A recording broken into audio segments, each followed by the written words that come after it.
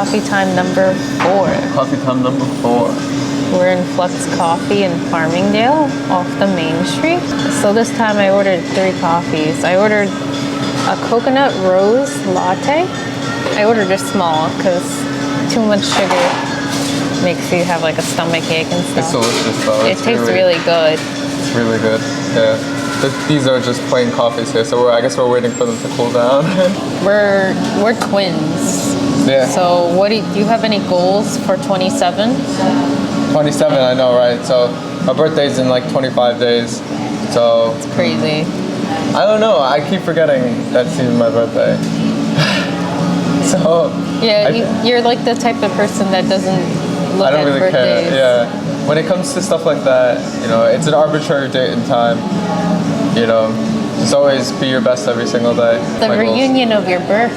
They used to celebrate birthdays because you died. You know what I mean? I was like 18 or something, or like even younger, and I was learning how to drive, and Dad was like, we're gonna give you the white car, right? And you know, that thing was like 15 grand. It's like a 2007 Camry, and that was back in 2013, so it was like still like 15 grand. I like, Dad, I really want a black car. Like that was the only thing I cared about, you know, like the color of it, you know. I'm like, and I remember getting so upset. I'm like, come on, Mom works all the time. He's like, you can get me a black car, right?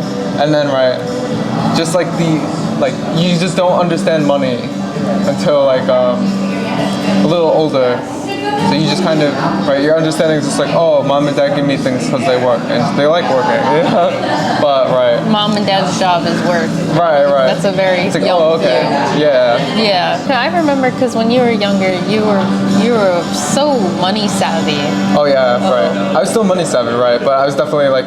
More spoiled. What would you say to your 13-year-old self? I would definitely, I'd hate to say, it'd either be like this, you know, it's like, hey, you can be getting college credits at the age of like 15, and you can basically be out of college by the time most people are joining into college. And I've met many people that were like already completed their degree, right? So that would definitely be one pathway I would take, and then the other one would be like, college isn't the only pathway. That you can literally not go to college and be very successful. Like, think of like the coding boot camp, you know, right? If I did either one of those, I think I would have been like saved so much time. I think what I really want is to basically have a mixture of skills and kind of rise them up all at the same time. So video, definitely. The ability to explain things, the ability to create tutorials. Because it's hard to become like number 1 in anything, but it's really easy to be number 15 in a lot of things. I definitely want to be a publishable artist, especially in something like comic work or sequential art. I have a lot of interest in that, and our conversations really make me think about it more and more. I mean, the past 5 years have been such a blur because it was just acclimating to a work-life balance after grilling yourself into school. Have something publishable that people can recognize as my art. 2 books that I've been thinking about rereading again. It's like Understanding and Making Comics by Scott McCloud. Okay. And it's a really good book on like people who are interested in becoming comic artists. Scott McCloud, I think, created the Superman series. I think nursing has helped me develop more of a broader view of like people, especially people who are very sick. I always wanted to unravel that string of dialogue in creative media where humans who are vulnerable, like how do they handle sickness? Like, I don't think there's any other skill set that like you really deal, like even a doctor doesn't deal with sick people on such a personal level as a nurse. Yeah. You're like literally on the floor with like 5 sick people for 12 hours of your day. And you're like cleaning them up too with like the CNA. Yeah, it's definitely. I don't want to make it a direct translation of my life to creative, like a creative outlet. I want to actually make a story, like Full Metal Alchemist. Oh, you know what I'm saying? Okay. Yeah, I've looked. That- yeah, that you really encapsulates like, it. You really like fantasy and stuff like that. Oh, so I I can love definitely it. see you like. Well, what is fantasy? It's just like a culmination of your experiences put into like this.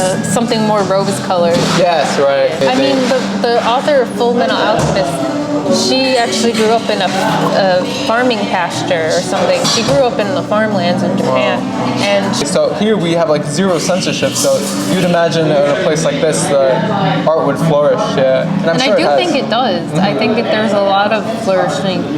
11. Yeah, On these 4 rooms. I was on DeviantArt or DeviantArt Okay, or okay. something, and I remember like I was like, I'm gonna post my art, and then I saw like other little 12-year-olds posting their art, but they're like from Poland and stuff, and then you see like those really good artists, like my one of my favorite artists. His name is called Jason Chan, and he works for like Riot, like League of Legends. He's made a lot of like great art, and I remember looking at that as a kid and seeing he was like a 23-year-old art like studio dev artist, and going, when I'm 20, I have to be like this. And I remember like I remember thinking that, and then I kept looking into it, and I remember I joined this forum called conceptart.org, and it was all about critiquing others' arts to improve. And I was like 13 at that time, and I remember going, oh, like what I want to learn. And I remember getting like my first like book on like how to draw people. And the book was called Figure Drawing for All It's Worth by Andrew Loomis. Okay. And it was such a great book that taught me a lot. I mean, it made me get made fun of in high school for a little bit, but a lot of kids in high school actually thought it was cool because I used to draw like muscle forms, and I still do that today. That's seriously impressive stuff. A lot of people, right? There will be bad apples, especially in high school. Yeah. But I do remember that there was some serious, like some kids that were also awake too. That was like, wow, that's actually really cool. Yeah. You know, because when you're in high school, anything that's different gets shot down. Yeah, you want to feel. It's like you're in extreme. Everyone's cloning each other, right? But But I loved art, Like, and yeah, I had such a deep love for it even when I was a kid. Like, even though I was being made fun of, it didn't make me stop. Instead, I just went to a different high school. Right. And Central Islip was like An artsy. yeah, high school. they're like art, music. They're definitely much more open to these ideas. I remember go back and learn it again. There's always room to develop a deeper understanding of art. That's a great way of putting it. Yeah, and it really helped me. Again, like at my job, like I suck at IVs now, and I used to be really good at them. Oh, really? Yeah. Oh, well, you have different style of patients now, too. Yeah, So you can't rehab business ICU. even in Good Sam, I was able to put those AVs in. Really? Wow. Yeah, and now I'm like, wow, everyone thinks I fucking It's suck. like update.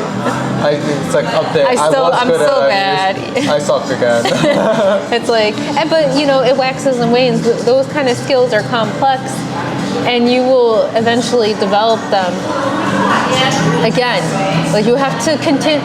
Complex skills like art, complex skills like coding, complex skills like nursing that require a fine ability and understanding to perform it correctly requires continuously going back to that practice and keep forming more skilled from practicing it. You plateau for a bit. You learn something, you plateau, and then you plateau for a while. There's like a slight degradation, and then all of a sudden you challenge yourself again on that topic, and then you reach a new plateau. Yeah. But as you're going up, you're like, I can't believe I thought about this. It's really this way. I do, but I don't really understand animation. And every time I try to do it, it just doesn't come right. Okay, so You're thinking of pixel art. Oh, okay.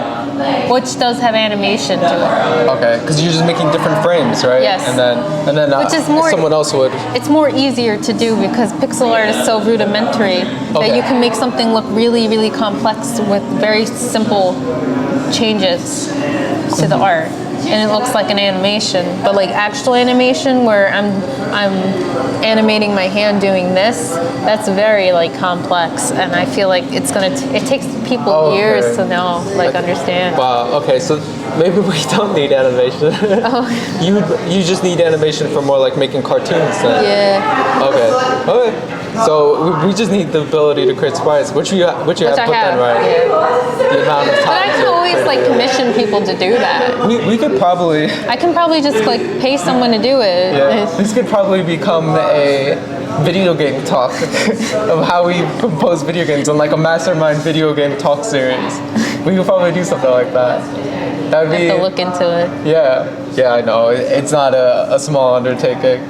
It's everything that has something Of value.